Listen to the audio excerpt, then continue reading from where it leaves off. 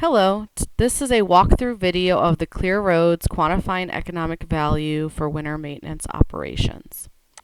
This tool is a VBA macro, so you should be able to load it up on your machine. You will have to enable the content in order for it to work. If you're still having troubles running it, check the Developer tab, Macro Security, make sure that it's enabled. If you don't see the Developer tab, you just need to add it by going to File, Options, Customize Ribbon, and checkbox Developer here. Then you can check your macro securities. If you're still having issues, you may need to contact your IT department. We're going to walk through the various tabs of the tool to start with a quick overview. So the first one is the instructions, which provides some high-level walkthrough steps. This video will be more in-depth. Then we have a table of content here with the instructions, the data entry form, summary pages, direct cost analysis, and the database tables.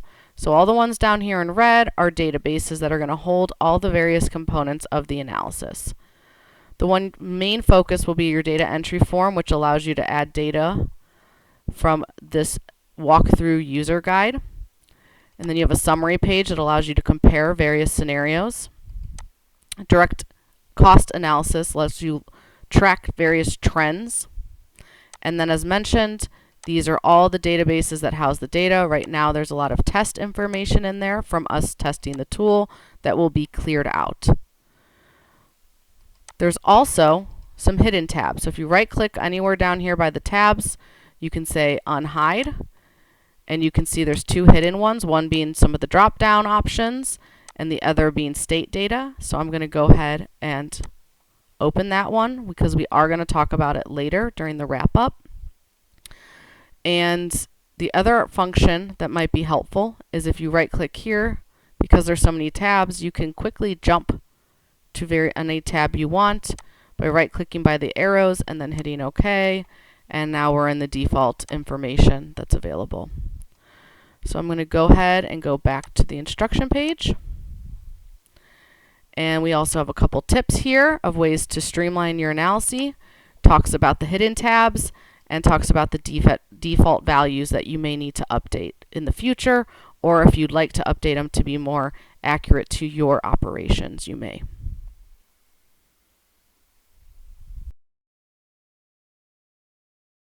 Now we can get into the data entry form and look at the very first input, which is the scenario name itself. I'm going to go ahead and clear all the data. And then what I'm going to do is, you can see here there's a drop down with some of the test ones we've done. I'm going to go ahead and create a new one. Let's call it severe. Let's call it light winter 2026. And I'm going to add that scenario. So now this scenario is added in the drop-down. There's nothing tied to this information.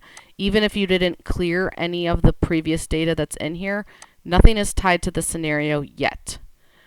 The other option that you can do is, if you want to leverage maybe some baseline data, is that you can come in here and pick one of the scenarios that already has data that you just maybe want to slightly edit, and then you can load that data.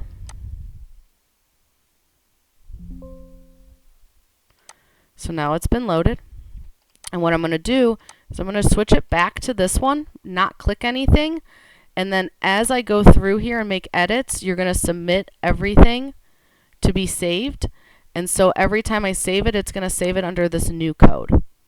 This is a very helpful way for you to leverage adding a lot of information the first time you use it, but then continually just making edits to it. So it should help streamline things in the future, but there will be some legwork to get everything in here the first time. Especially like things like the network, which aren't really going to change much. So you can add a lot of different rows and really get detailed down here, knowing that in the future as you run scenarios, you can just make minor edits as needed.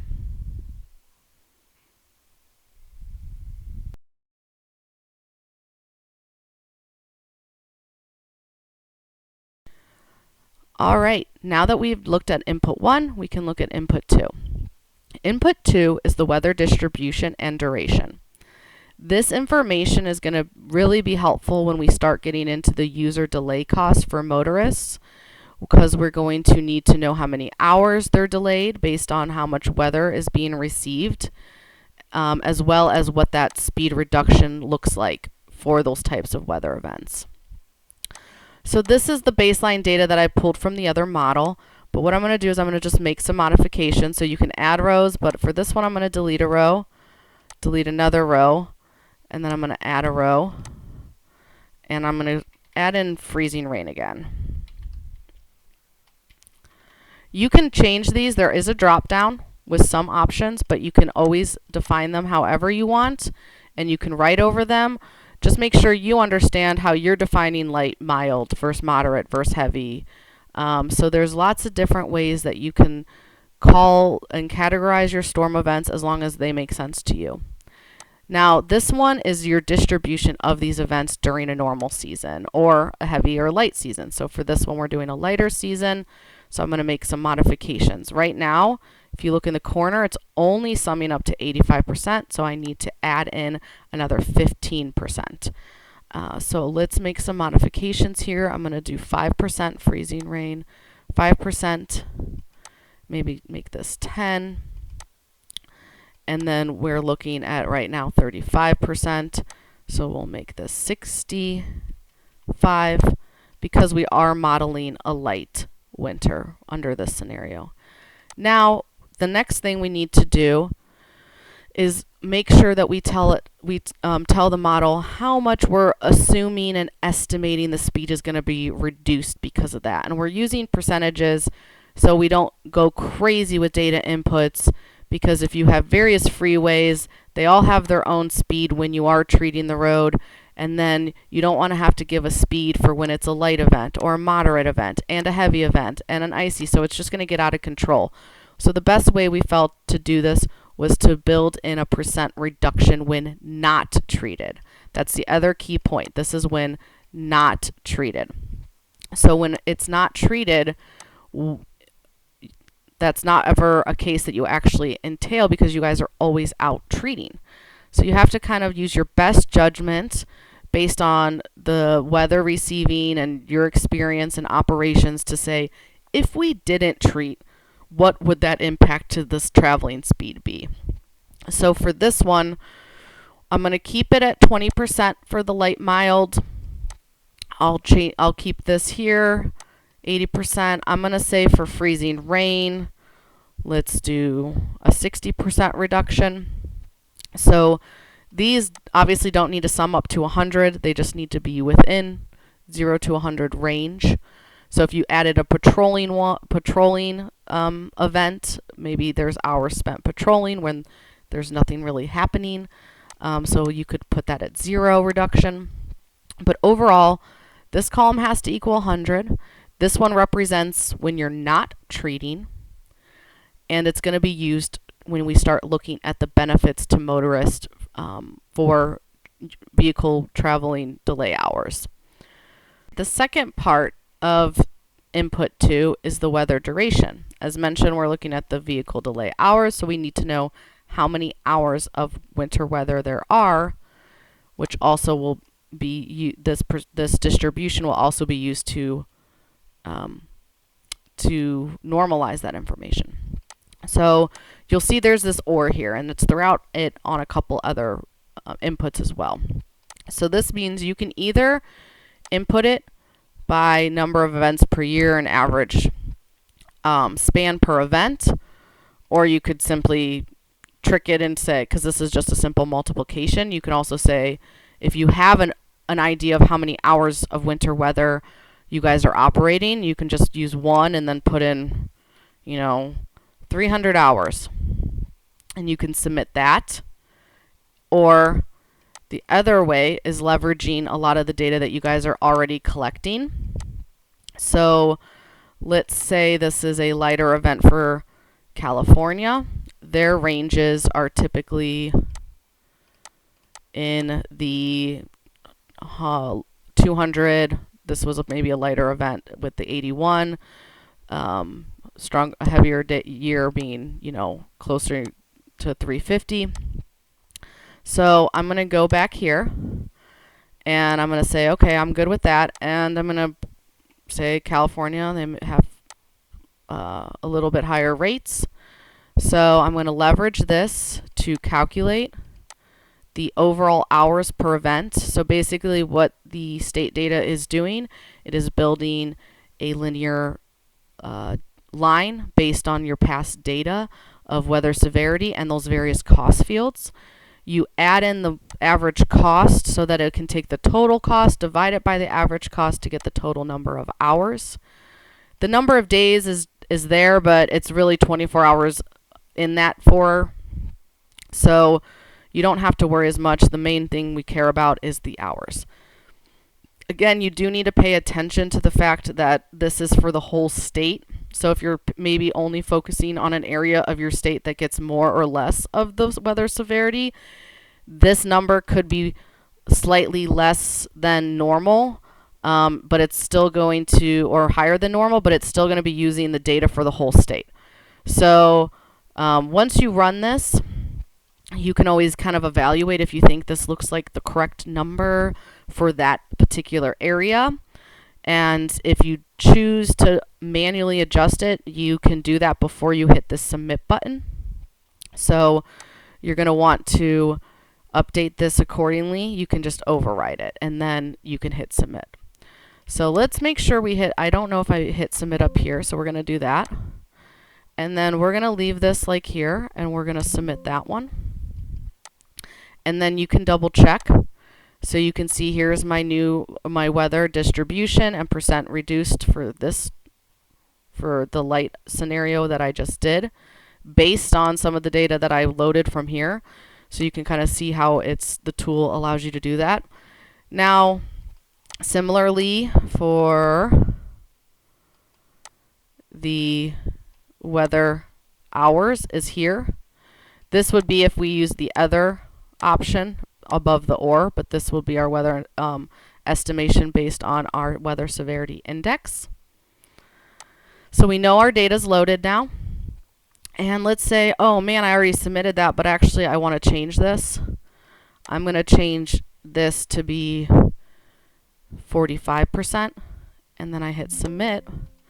And if I check, you can see that it changed it. So you can still make edits and you can still load other stuff. You just have to make sure that you're hitting that submit button.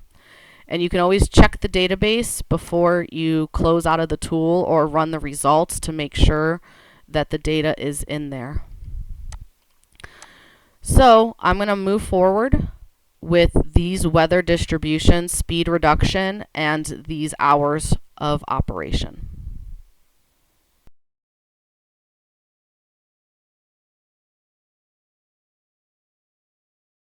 Next is input 3, which is where we're going to get into our network and operational data.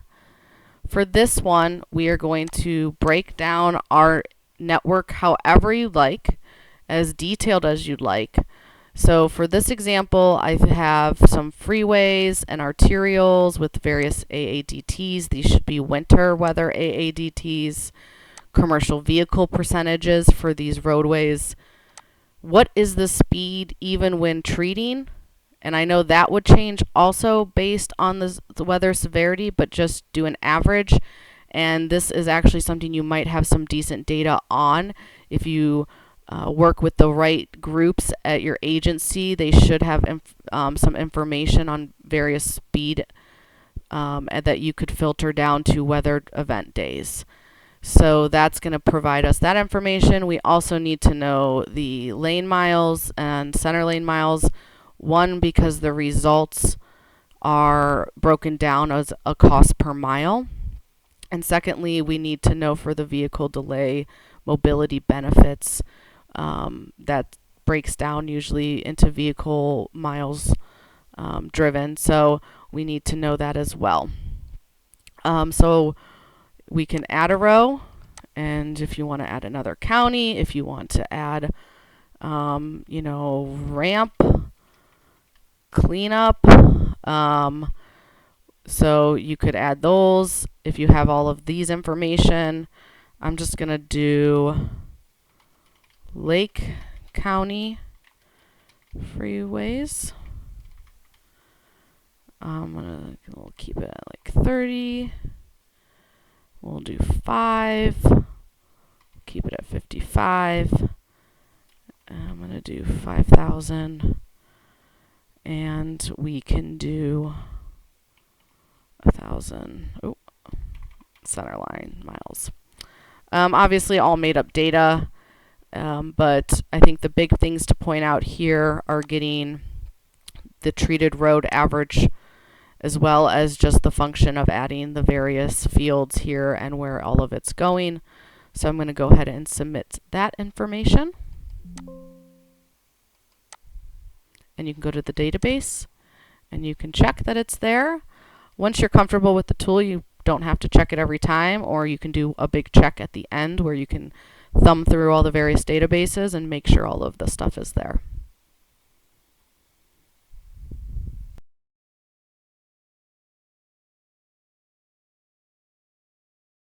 We're going to move on to input 4. Input 4 is all your capital equipment and maintenance equipment. So this one will let you break it down however you'd like as well. So the big things to note here are this column here is the total number of that type of equipment at this cost point. So you maybe have some older single axles that cost less, but now there was a big jump. So now you want to add another row for single axle at the higher price point, and that's fine too. You just want to make sure that this count represents how many of these you have. Now, we understand that you're not going to buy these equipment. You don't buy this equipment every year and year and year. But we need to annualize the cost in order to have a true cost-benefit analysis, which is why we ask for the life expectancy and the salvage rates. So we take this capital cost, the life expectancy, the salvage rate, and the input from number 5, which is the discount rate, to normalize a yearly cost for this equipment. We also include the maintenance cost as well, but that's yearly. The other thing that we understand is if we want to use this as one of the results being budget, we want to understand how many of these pieces of equipment are actually being purchased this year. So the budget is going to only look at how much the capital cost for that many pieces of equipment that are being purchased, as well as the maintenance costs. But the annualized cost needs to look at the total number altogether, life expectancy, salvage, as previously mentioned. So what you want to do is make sure that you understand that this is not a sum. It does not add these in. So this 3 should represent the one that you're also buying this year.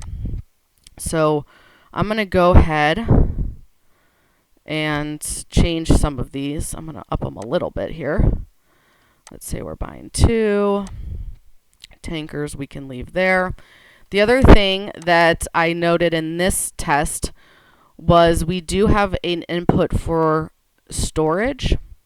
However, some storage you may want to annualize as well. So this would be a good spot to annualize it by putting in what the capital cost is, life expectancy, maintenance, salvage, and you can add that to this because it'll annualize it. Versus the input below, when we get to it, you'll see that that is just a yearly cost. So maybe if you're renting a garage or have a lease or something, maybe that's an option for agencies that follow that business model. But you can override these as you please. You can add things, you can name them however you want. You can have 2 sets for single axle, like I mentioned, if the price jumps so that it annualizes the right cost. And there's a good drop down here. You could add the plows to the cost of the single axles or tandem axles, or you could cost out plows themselves, the plow blades themselves. So you have all the options in the drop down here. However, you can always override them and add whatever you want. And for the AVL, GPS AVL system, this would be the capital cost for that, not the subscription cost, because that will come in later. So that takes care of this. I'm going to go ahead and submit this one. And again, I mean, if you have a whole list already set up, you could set up a table on your own with this information instead of having to sit here and click add row, and using all of our drop downs. You could, in theory, as long as you're putting everything in the right row, you could drop all the data right in here. Just make sure you have the scenario code right and that you're dropping everything in the right fields. And you don't, so you could bypass the input, the data entry form for any of these if you want. Might be helpful for some of the network stuff as well as some of the equipment stuff, because I know these tables are going to get large.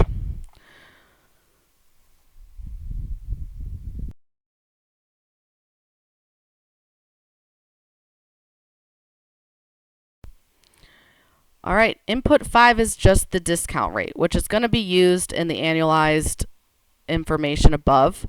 So if you spend your money now versus future dollars, there's going to be a benefit.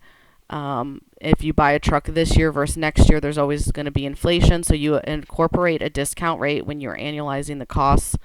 So this is also like representing the cost of doing business. So it's a present value for future cost flow.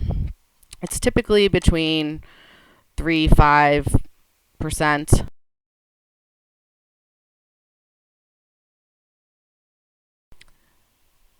All right, input 6 is your subscription costs. So I'm going to go ahead and delete this one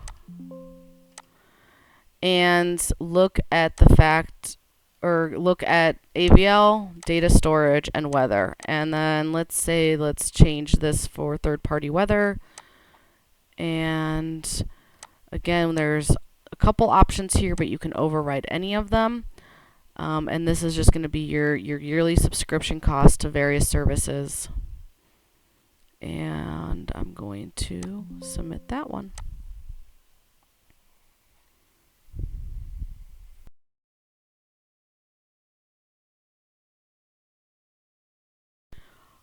All right, the next one is input 7. And you'll see here in the title that if you use input 7, you don't have to fill in any data for input 8, 9, 10, or 11.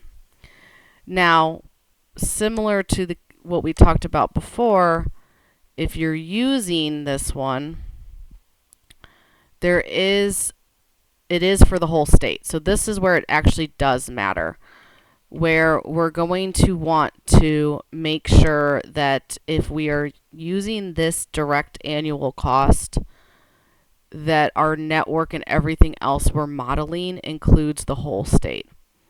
If, say, it doesn't include the whole state, you could still use it. If you want to adjust this after you calculate it, you can always adjust it. Say, well, this is actually about maybe half of our normal cost is for this region that I'm looking at.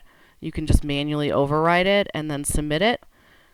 Or the other option would be to use all of the data below. Or if you're not one of the states that provides their information to clear roads, then you can always just use inputs 8, 9, 10, and 11.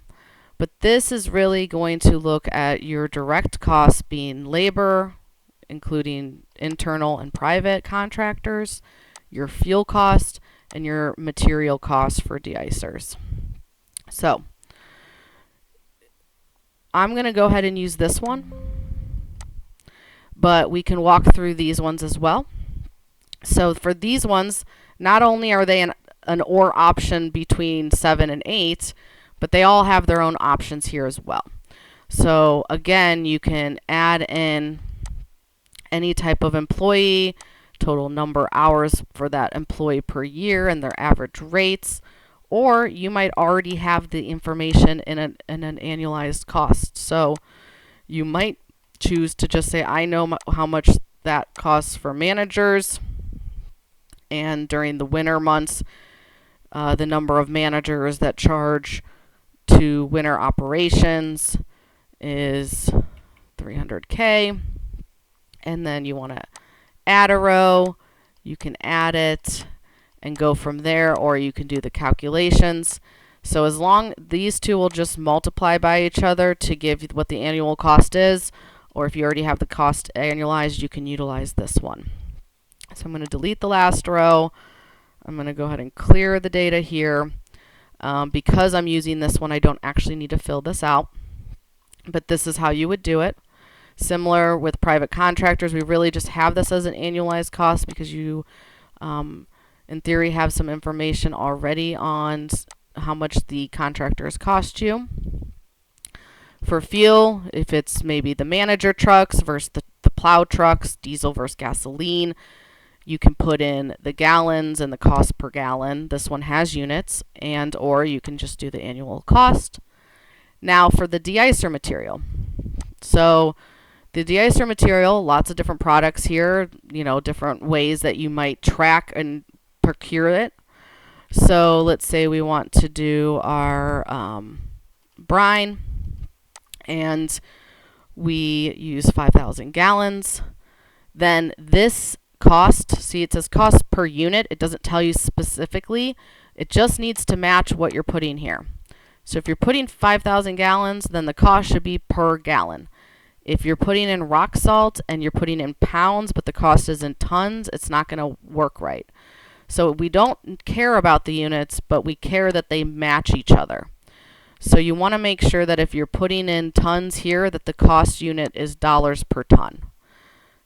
Or again, you can just add the annualized cost here. So the information is there, and at whatever granularity you have the information available to you.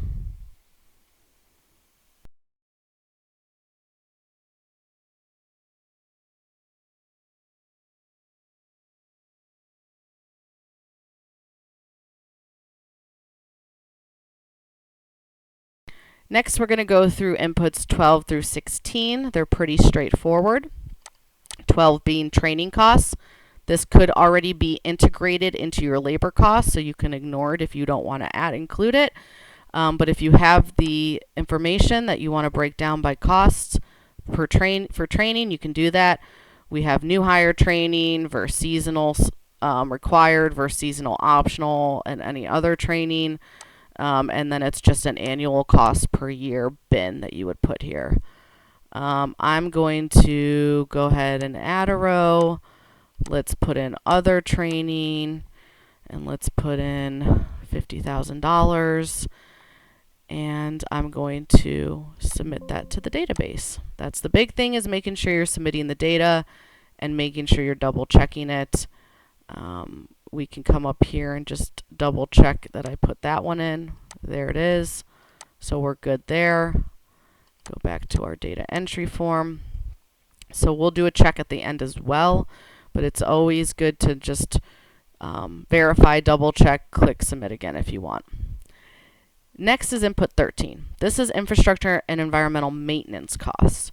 So it's different than environmental cost, which could be a rate based on how much salt or de-icer material you use. This is more for if you go out and have to, fix things that could impact the plow truck. Let's say the bridge joints all need to be checked and maintained before, so you don't break plow blades. Or maybe some agencies flush bridge decks after the winter for corrosion reasons. So for this one, you can add in some of those activities that you want to capture. So I'm going to go ahead and add that information and save it. Next, we can get into storage. So as I mentioned above, if you want to annualize your storage, you can use the equipment and maintenance tables up in the other input. But if you have maybe just a yearly cost for storage for whatever reason, maybe you guys park trucks near freeways, you rent out a salt dome, something, there could be some annual costs, so we wanted to capture that. So you can click on these and add them in here. I'm going to go ahead and leave these blank for now, but just make sure you hit submit if you want to add things in this.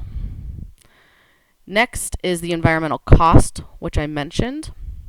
So some agencies maybe estimate a dollar amount per unit, similar to above with the de-icer materials. Whatever you're putting here needs to match however you're costing it. So if you're putting this $2 per ton, go ahead and make sure that you're adding in the amount of that material in tonnage.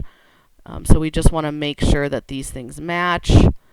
And for this one, let's do 5,000 and 3,900 gallons. Let's change this to 50 cents per gallon. And I'm going to go ahead and submit that. And last is kind of the catch-all. So if there's anything that was not included, or you weren't sure where to put it, but you want it included, things like insurance we have here, you can go ahead and include that. Again, this has operational and utility overhead. Maybe that's already included in some of the other cost bins, or maybe it doesn't get split out by winter maintenance operations versus summer, so there's no way to categorize it. But this is an option to catch all. You can add rows, you can override these and add whatever variable you want, as long as you're putting in a yearly cost here. So I'm going to submit that one. Did I submit this one? See, sometimes I even forget. Yep, so it's always good to check. And that takes care of the cost components for this tool. And the next few inputs we're going to get into are focused on the benefits.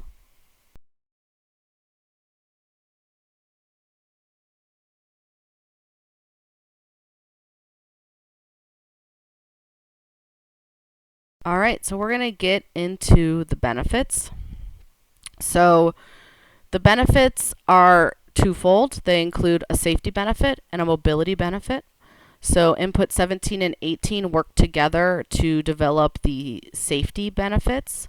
So the first thing you're going to want to do is add the number of crashes by severity.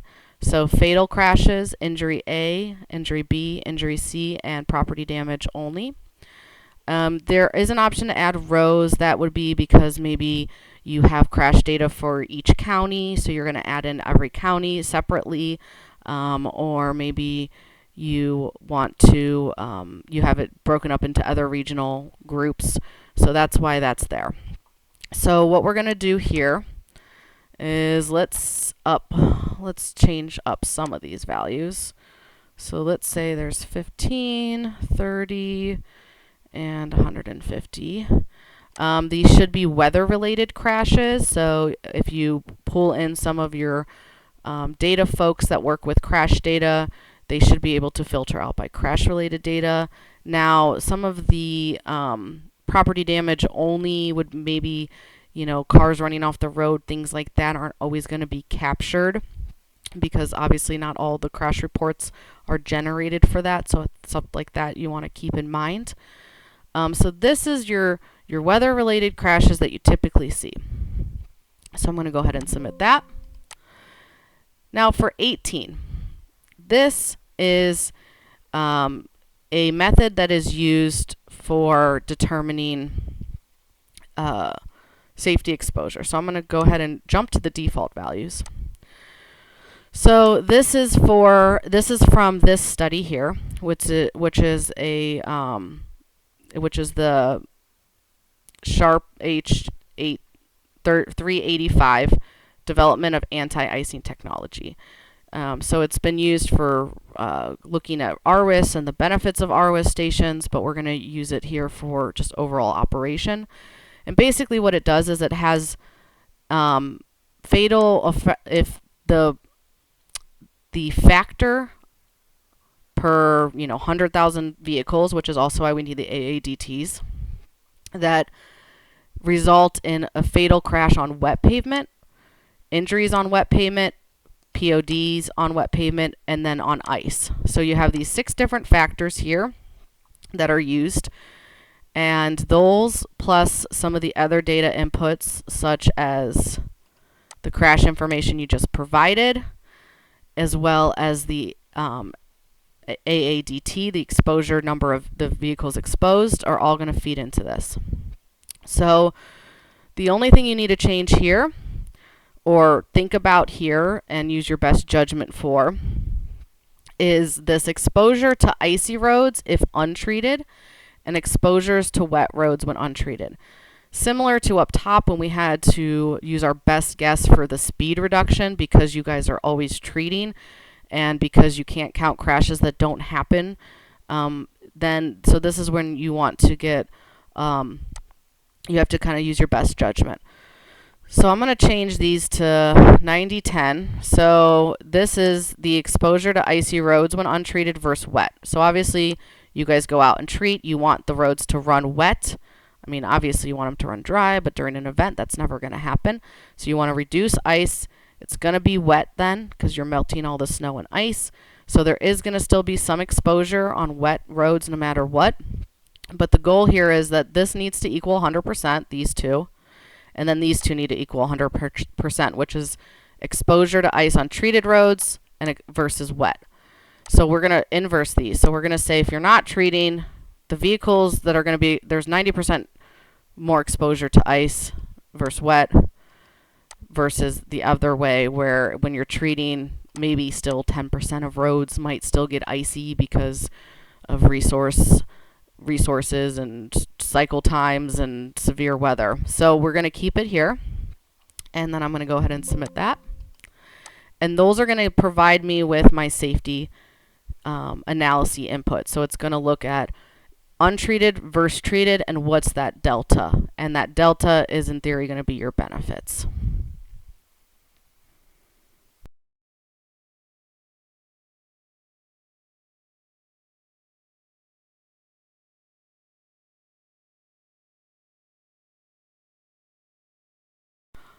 The last data input is input 19, which is your vehicle delay cost. So this one's pretty straightforward, mostly because we've already done a lot of the legwork when we did all of the data inputs into 2 and 3.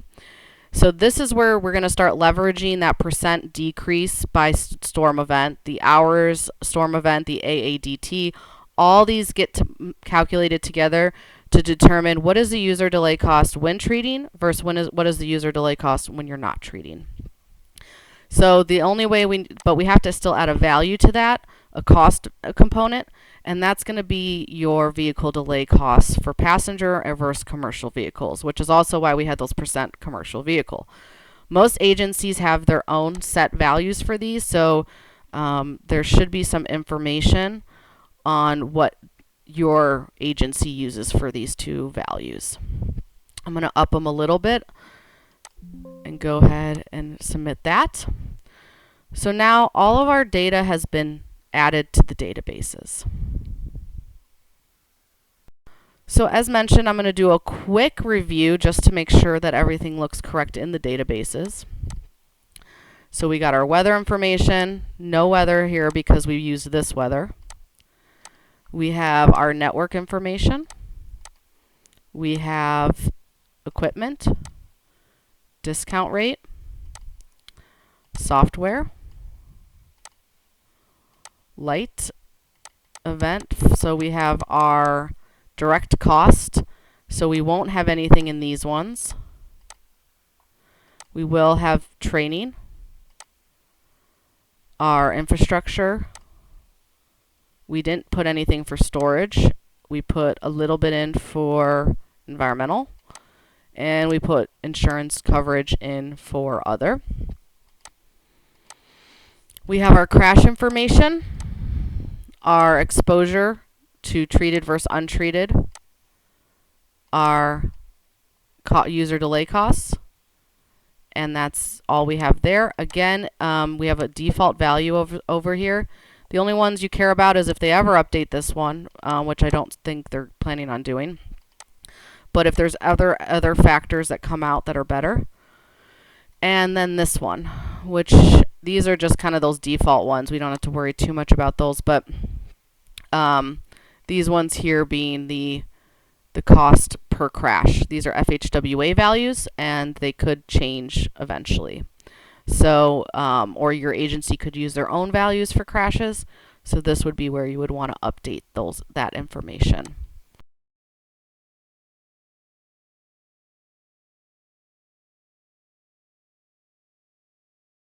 The last is getting the results and looking at some of the result outputs that are available. So after everything was checked that's in the database, we can go ahead down here and select which scenario we want the results for, because you can pull up older scenarios. It's not looking at anything above it, it's looking at the databases themselves. So as long as the data is there, I could calculate any one of these even if that data is not loaded up top. So I'm going to go ahead and hit calculate all. You can also calculate individual values here, and it's going to give me some pop-ups with some of the information, and obviously this is made up information, so it is what it is. But we have our budget, which again is your labor, fuel, material, any equipment purchased this year, and the maintenance for the equipment is included in there. I can update that comment. The annualized cost flow, so that's your overall, everything's annualized, everything's included, equipment that's been previously purchased but still being utilized that now has an annualized rate is in there. And then that's going to be compared to give you the ratio to this annual cash flow benefits. So that's your mobility and your safety information. And from there, it can give you a cost benefit. And then based on some of the lane mile information and the overall cost, you can get a cost per lane mile. So this is how you can look at the results. Again, you do want to save them if you want to recall them later. Now, if for some reason I didn't hit save, I've submitted all the data. I could just reload the data, calculate it, and then save it. But we're going to want to save it for some of the other tabs. The other tabs being the summary page, which allows you to look at different scenarios. So I'm going to go ahead and load this one up. It's going to pull in those results and give me a nice graphic, and I can compare it to some of this other information here. And then you can do any one of them and load them. Next page is a direct cost analysis page. So this is kind of a way to just track your trends. So if we wanted to look at our cost every year, you could keep it in here, and this I would imagine would be more actuals versus projections. Also, you don't necessarily need to be putting in these information if you already have it annualized. So I'm just going to go ahead and show you. So if you wanted to say, I don't want to break it down that much again, I just want to put in what my total was so I can see the trends throughout the years, you could easily put in the 1 and then just put in your cost here, and then that's going to be your total cost that gets mapped for 2026. And then you can do that for each one, and you can graph it, and you can see the cost changes here. So this one dropped back down because I didn't add any of this other information in. So this just is a good way. So the total cost is a sum of all these tables and then you have it broken down. But that way, if you want to see where your mins were and your maxes were, that might help influence what you want to project in the tool later. I'm going to go ahead and delete that row and graph it so it just has some standard stuff in there. And so that is all of the results you can pull from the table. The very last thing that I wanted to present was the state data. So every year when the new data is available, then you can add that information. So from the Clear Road survey, all of these columns are readily available. You just need to copy them in to the right columns. And so you can go to the bottom and copy in the next year's information and data.